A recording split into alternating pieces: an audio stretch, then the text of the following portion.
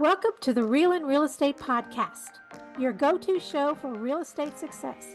Whether you're an agent aiming to crush it or a buyer or seller wanting the inside scoop, we're here to deliver expert advice, insider tips, and the real talk you need. Each episode, we chat with top industry pros to give you the facts, strategies, and inspiration you need to thrive in this business. Let's dive in and make big moves together. Hi, welcome back to the Real and Real Estate, where we talk to the experts and get the facts and dispel the myths. And today we're here with an expert, Dan Monson, and he's with Sunflower Bank. He's a loan originator with over 20 years experience. He has a background in political science and economics. And we're going to talk about interest rates today, which is what everybody wants to talk about. So welcome, Dan. Thank you, Jean. I think both those majors from college really help in figuring out where rates are going. Absolutely. What a great combo. I'm sure that helps you in your job every day. One thing I read on your bio was that you're very relationship based with your clients, which is perfect because that's exactly how I believe. And I've interviewed several people in various fields on this show, and all the successful people talk about relationships. So I wanted to throw that in there as well. Yeah, I think transactional is boring. Just after a while, it's not fun anymore because you don't get that back and forth with other people. Right. And I think there's a level of caring that goes along with relationship-based business that you don't get in transactional. And that's what my clients want. And I'm sure your clients do too. I agree. This can be a that was scary process for people. I think people get intimidated by the process. So just having someone to set their mind at ease and hold their hand through it and be respectful, I think is a big. Absolutely. My first personal, we're getting off point here, but my first personal real estate transaction, I was scared to death and I knew nothing, and I did not have the best team behind me for the transaction, but it did get done. And so now I make sure I take my clients by the hand and treat them really well. Amen. And one thing we're going to help the clients with today is to talk about interest rates, which is what everybody's talking about. Let's see, as of last Friday, I think I saw that they were down to 6.5. I don't know if that's still true or what we'll find out this Friday or not. But everybody is hoping that it'll come down some more. And please correct me if I'm wrong, but I don't think we're ever going to see 3% in our lifetime again. And people just need to get over that. Do you agree? It's a good point. I hope we never see it, because the only time we ever see rates that low are when there's disasters in the economy or disasters around the world. So COVID got us down to 2.5. There's been other events that got us down to maybe 3.25. But when those events happen, it's because something horrible is happening in the world. Yeah, you're right. We don't want that again either. No. And again, correct me if I'm wrong, but I think historically 7% has kind of been an average where we've been everywhere from 18 to 20% down to 2.5%, and 7 kind of is an average. And right now we're below the average. That's true. And what's interesting about the psychology of that is history started when I started paying attention. History didn't start until I was born. You're right. You're so right. People hear, well, the average rate is 7% over time. And they think, well, yeah, and there were fax machines and horse and buggies and all this other stuff over time too. We didn't have iPhones back then either. And so it doesn't click. They don't respect's maybe the wrong word, but they can't get their mind around the fact that this is pretty good. Yeah, absolutely. Now we've heard, or I've heard several things on the news about interest rate possibly going down again in September and possibly 2 other times before the end of the year. Now you're in the field, so you know more about it than I do. What are you seeing? You know what? Neither one of us have a crystal ball, so we can only give our opinion. Yeah. So I think one thing to do is to separate what the Fed is saying from mortgage rates. Okay. Because they don't always go hand in hand.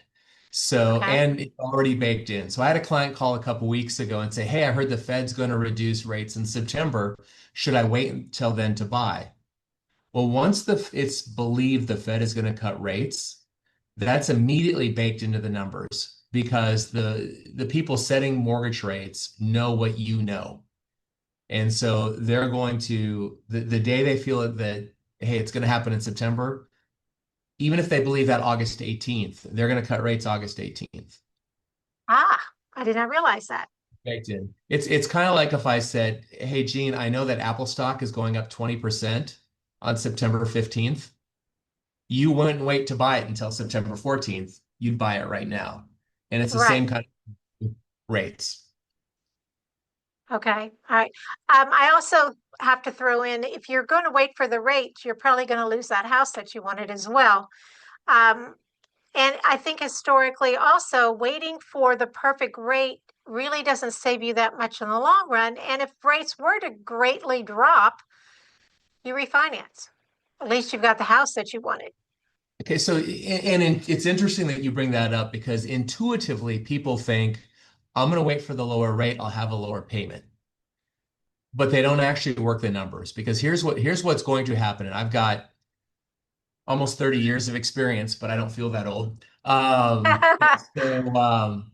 What happens is every realtor I know has 5 to 10 people sitting on the sidelines saying, "Yeah, Gene, I'll get to you as soon as rates drop. I'll get to you as soon as rates drop." Well, when rates drop, all of those people are going to flood into the market wanting to buy homes, and it's all going to be competition. And when there's competition, what happens to prices? They go Will up. go up. And so I crunched the numbers, and if you buy today at 6.5, and your next door neighbor buys a year from now at 5%, so from 6.5 to 5% in the rate, sounds Right. great. But my assumption is prices are going to go up at least 10%. So if you buy at $500,000 today at a 6.5% rate, you can refinance that rate when things go to 5. And Yes. you've got a loan amount that's 10% lower than your neighbor's. So Because you you bought at a basically, lower price. yeah, so you can refinance the rate, but you can't refinance the price. And anybody, I'll crunch those numbers for anybody. Okay, I love Because the way you said that. You can refinance the rate, but not the price. And that is so true. I think that clarifies it very simply for everybody. good. So you personally, what do you think is going to happen between now and the end of the year? Well, Interest with interest rates. I think it was Truman who said, I wish I had a one-armed economist, because economists always say, on one hand, this is going to happen, but on the other hand, this is going to happen. Right. Uh, but I think they're going to trend down. Now, I don't think you wait to buy because of that, No, because no. if they continue to slide down, they're going to you're going to see a hotter market. Hmm. But I think on one hand that they're going to drop because we're seeing bad jobs data. Like the big drop this past week was the jobs market is not what we thought it would be. I was just reading, we basically need 150,000 jobs per month in order to keep up with the demand for jobs. The last three Okay. months, we averaged 30,000 jobs per month. In June, we actually lost jobs. And so when we have bad news is good for rates. So the bad job market means rates dropped. Now, that could all be reversed if tariffs get figured out, if companies feel comfortable investing again. Um, there's things like that that would cause happy news to happen and rates to go back up. Right. There's two other places to keep an eye on. That is, number one, uh, when you see interest rates, what you're really seeing is I'm taking US Treasuries and bundling them up and selling them on Wall Street, or I'm taking mortgages and bundling them all up and selling them on Wall Street. So Okay. when I have this bundle and I want you to buy it, how much interest do I have to pay you to buy $1 million in bonds? And if I can pay you 3%, great. I don't want to pay you a lot. But if I have to pay you 6 or 7% to buy this bundle of bonds, the rates go up. And so what's happening, especially in France and England right now, and it may actually be helping us, is people are afraid that those countries are headed toward bankruptcy. Oh, wow. And nobody wants to buy debt from somebody who's a risk. You're not going Right, to loan money to somebody who's a risk. And so the right, bond right. markets are saying, if I'm going to buy English bonds, I want to get paid more for that. I want a higher interest rate. So they're seeing their interest rates go up, which means their deficits are going up because they're paying more out in Right. interest. And I'm keeping an eye on that because so far we're the safe haven like we've always been, and it's not hurting us a whole lot. But there's some stuff going around in the world that's concerning. And so if I was wanting a house right now, I would buy because I think there's just too many variables out there. Yeah, buy while you can, while it's safe. So my And it my thing is buy now and hopefully rates drop so you can refinance, but still buy now. There's a lot of choices out there. Right. I remember years ago, rates went down to 6%, everybody refinanced, but they were averaging around 8 at the time. So, um, 2003, yeah, don't wait. 2004. Yeah, don't wait. Don't wait. Go ahead and get that house because you're building equity too. I mean, that's something you're missing while you're waiting. You're putting money into a landlord's pocket when you could be putting it into your pocket, Well, even right? beyond that, and I was talking to a friend about it the other day. She was talking about selling her house, and I said, if interest rates get into the fives, your house is going to appreciate by 10%. So if you're happy there, stay there. In a year Yeah. or 2 years, it's going to be worth a lot more. And now, time for a short break. Hi, I'm Natalie Hartman, and I'm the owner and principal designer of Morph Home Staging and Design. At Morph, we specialize in vacant and occupied home staging, interior design, Airbnb and renovation design, as well as furniture rental for short and long term rentals, which includes residential properties, assisted living communities, and model homes. For further information on these services that we offer, visit our website at Morph, and that's MORPHE, Home Staging and Design, or you can call us at 281-826-6744. We look forward to transforming your space. Yeah, I am actually seeing more inventory. So the Hmm. market is starting to shift a bit. Not insanely, not drastically, but it is shifting. So that's interesting as well, which is going to be attractive for the buyers. Yeah, Supply and demand. I absolutely. remember that much from economics. That's Well, basically all you need to know. There's two principles. I remember my first day of economics class, the professor said, "How much would you pay for this pen?" And people were throwing out all these answers, and he said, how much would you sell it for? He said, "You'll sell it for what somebody will buy it for." He right. said, That's the whole "That's principle of lesson number housing. one." Lesson number two is if you're really hungry, you'll pay $10 for that first Snickers bar. Yeah. But if you're not hungry, you won't pay a dollar for it. So No. decisions are made on the margin. And he said, that's it. You can never come back to economics again, and you learned it all. Yeah, that is so true, though. It's home prices. The appraisers come in, as you know, you send an appraiser out to appraise a home when someone wants to buy it, and he's appraising it based on what other people have bought similar homes for. So it's really the buyer and what they negotiate with their agent as to what's setting the price of the market. You can price the house at whatever you want, but that doesn't mean it's going to sell at that. Yeah. It's whatever the buyer's willing to pay. And I think what makes this different than buying a car or buying just other valuables is there's so much more emotion involved. So I've seen Yes. sellers who say, "Well, my house is worth $800,000 because my kids grew up there and I had these great memories there, and I care about my home." And it's no, your house will sell for 740. And Right. 6 months later, they finally realized that their house will sell for that 740. But 6 months later, people are saying, "Well, what's wrong with that house that it hasn't sold for 6 months?" And so when they could have got Exactly. 6 months ago, they could have got 640. Today, I mean, 740. Um, Now they're going to get 720. And people don't believe that. But, it's like if an apple's been sitting in the store too long, you don't want to buy it. Well, if a house has been Well, sitting in the market for so long, you have questions. yeah, exactly. They want to know what's wrong with it. You are so right. And that just, it hurts the seller. But so many times they don't listen to us and we have to go through this. Or another one is, they've done a remodel on their house and it may or may not be the best remodel you ever saw, but to them it is, and it's worth a lot more Yeah. than what they think it is. And, they learn the hard way, unfortunately. Yeah, and I think the difference between you and some clients is you're just passionate about it.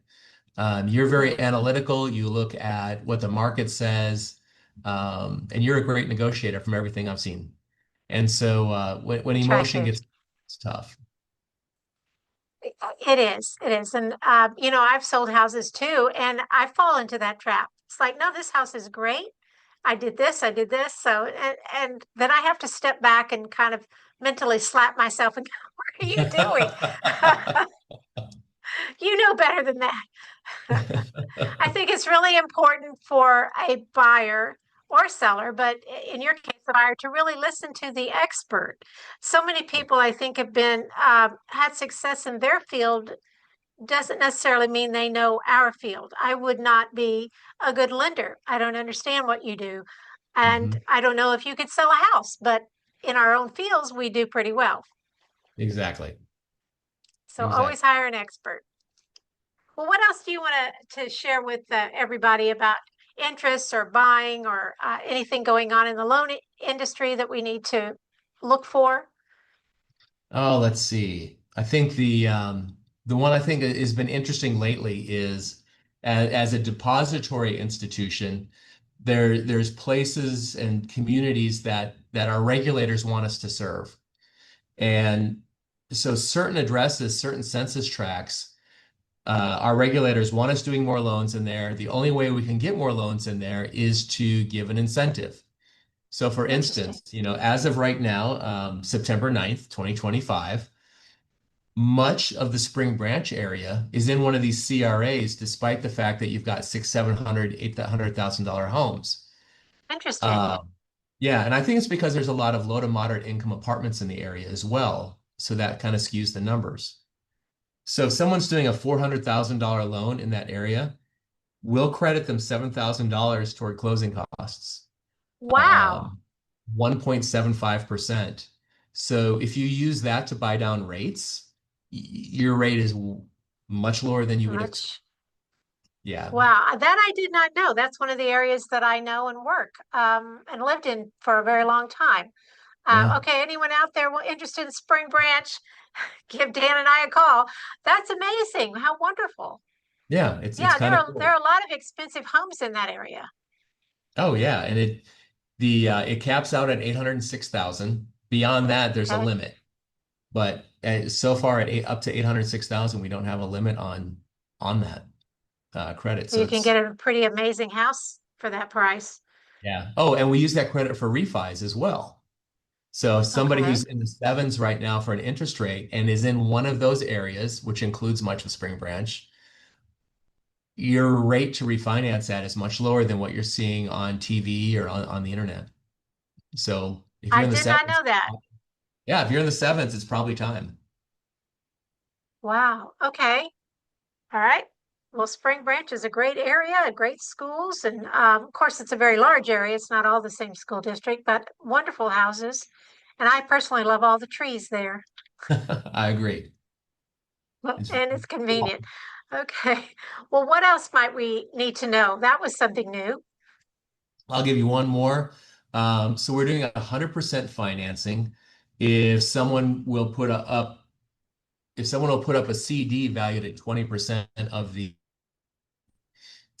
loan amount or of the house. So for instance, use an example. Say my daughter's getting married, and she and her guy want to buy a $500,000 house. So I can put in a CD for $100,000 in with Sunflower, and then we'll give Okay. the kids 100% financing. Oh, wow. Yeah. Now, $100,000 is a lot of money to tie up. And so Yes. what I'm able to do on my CD is I can borrow up to 80% of that CD back out again. So I put Oh, $100,000 into the CD so the kids can get their house, and then I can yes. borrow $80,000 of that CD back out. Any So penalty for that? You pay interest on the loan, but it nets out to be 3% interest. Okay. Um, which means basically I just put up $20,000 for my kid to get a $500,000 house with 100% finance. Right. Very nice. Yeah. Now, does that, I assume the CD has to stay throughout the loan, or is there a time period, or how does that work? We want it to stay as long as possible because banks like Okay. assets, but no, Right. it doesn't have to stay there forever. Okay. Interesting. Well, that's a great way to get 100% financing. Yeah, and it also Okay, that, hedges your bets a little bit because I love the guy my daughter's dating. But if you don't love the person that your child is with, your $100,000 is safe. And so, God forbid there's a divorce, they're not splitting up your $100,000. They're splitting up what oh, accrued, and you pull your 100,000 back out of that CD. well, that's it. That I had not even gone that route yet. Thank you for Yeah. pointing that out. Very Maybe we'll interesting. call Now, that, Gene, maybe we'll call that the skeptical parent loan. okay, that's good. A lot of us parents are skeptical. Now, let me ask you this. If you were to do that CD, 20%, and then the 100% financing, does that affect your interest rate that Yes, you get? it does. There's no MI, but the interest rate at the moment is 6.99 or 7.49, and it's on a 6-year arm. Okay. That's still a great deal, though, to get into a house, Yeah. especially if you got parents that like your fiance. I always have to caveat that and say I love my daughter's boyfriend. I'm just using this as an Good. example. Okay, good, good. You better in case she watches this podcast That's or right. listens to it.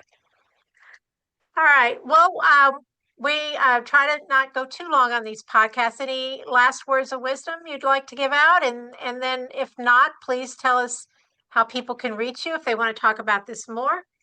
Okay. Well, my phone number is 713-480-1061, but all my contact information is at mortgagedan.com. So just mortgagedan.com.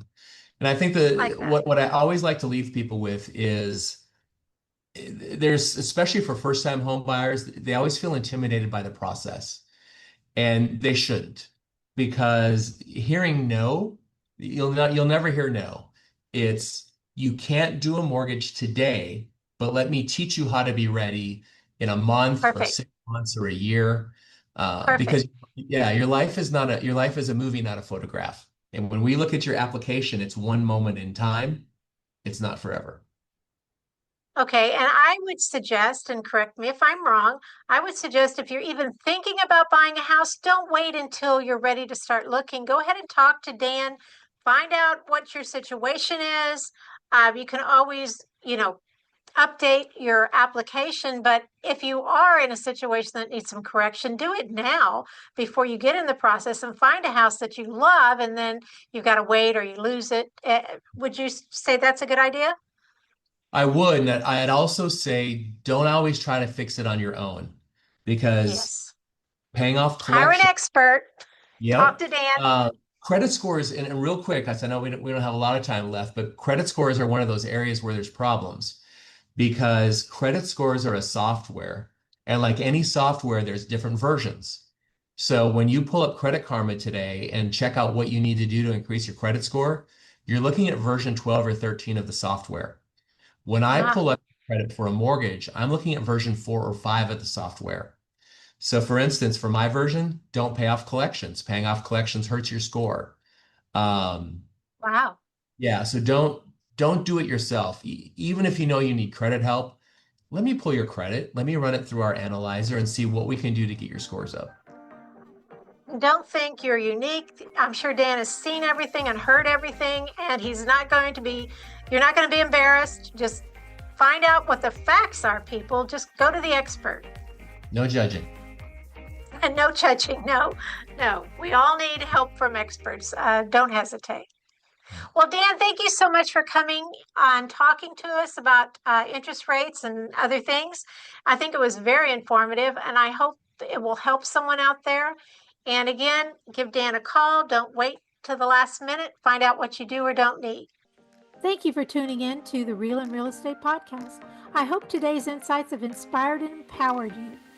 Don't forget to subscribe, leave us a review, and share the podcast with anyone who might benefit. Have questions or a topic you'd like us to explore? We'd love to hear from you. Until next time, stay informed, stay inspired, and keep moving towards success.